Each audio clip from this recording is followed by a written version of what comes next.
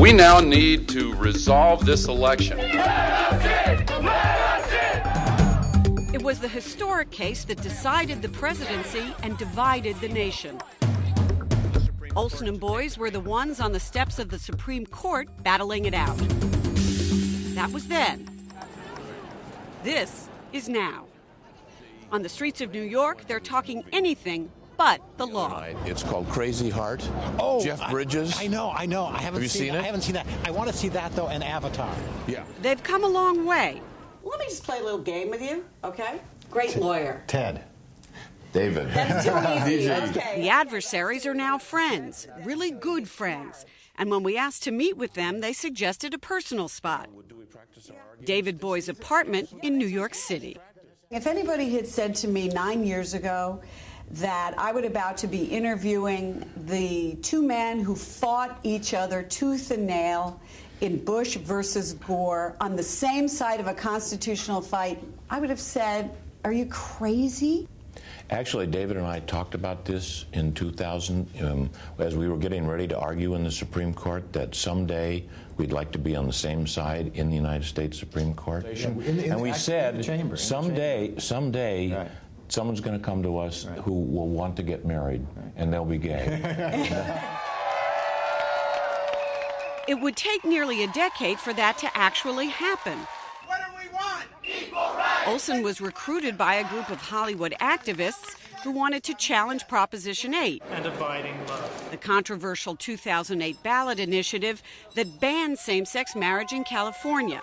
Good morning, everyone. Thank you for being here. He said yes, which was startling enough, but he knew he needed some political balance on the team, so he picked up the phone. He told me what the case was about, and I think it took me about 15 seconds to No, it say didn't yes. take you 15 seconds. It took you less than 1 second. Yeah, right.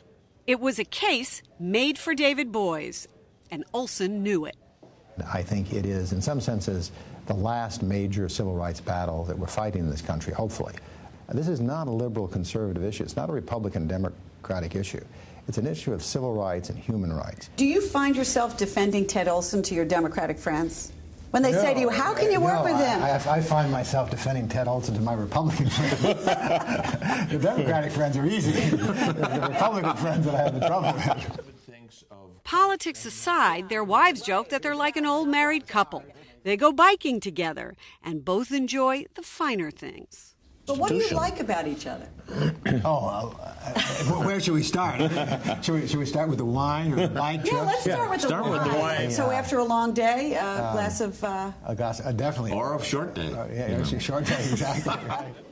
They have known each other for decades as super lawyers practicing in a rarefied legal stratosphere.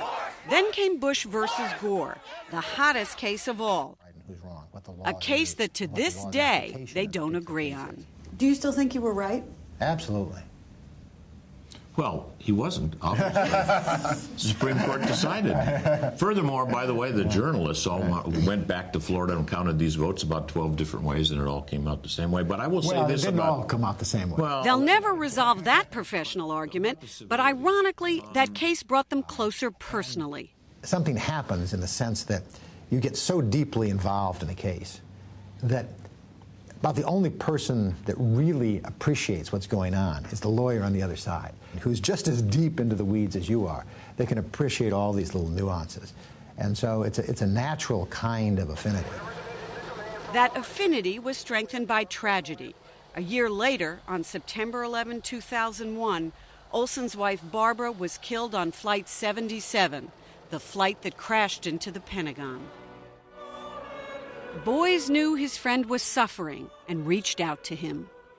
I was being given an award by the lab school in Washington, and it was an annual award that they give. I'm dyslexic, and they give it to somebody who has achieved. And I said, well, if you get Ted Olson, I'd like to have Ted Olson give me the award.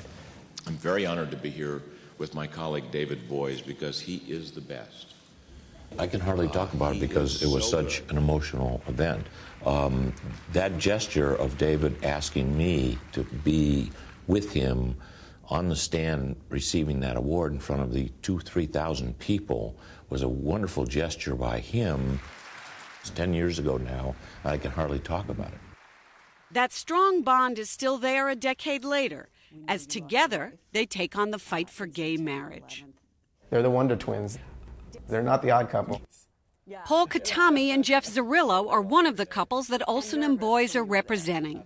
I can tell you that both those guys, they put their heart and soul into this. And when they're fighting for our equal rights, they are on the same page, and they are doing it together.